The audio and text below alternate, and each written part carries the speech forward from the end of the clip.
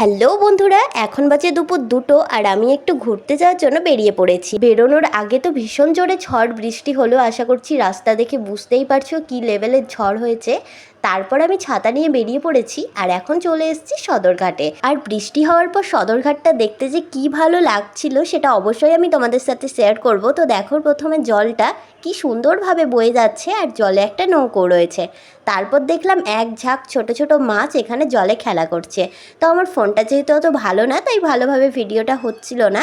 আর তারপর আমি থাকতে না পেরে নিজেই জলে নেমে পড়লাম। গঙ্গার জল তো এমনিতেই ভীষণ ঠান্ডা থাকে, কিন্তু আজকে বৃষ্টি হওয়ার জন্য ভীষণ ঠান্ডা রয়েছে। তারপর বেশ কিছুক্ষণ জলে থাকার পর আমি জল থেকে উঠে পড়লাম আর চারিদিকটা দেখছিলাম যে অন্য দিনের তুলনায় আজকের লোকজনটা খুবই কম। সেই জন্য ভাবছিলাম সদরঘাটের অন্য সাইডটা আজকে একটু ঘুরে আসবো, কারণ অন্য দিনগুলোতে তো ওইগুলো পুরোটাই বুকিং থাকে কাপলদের জন্য।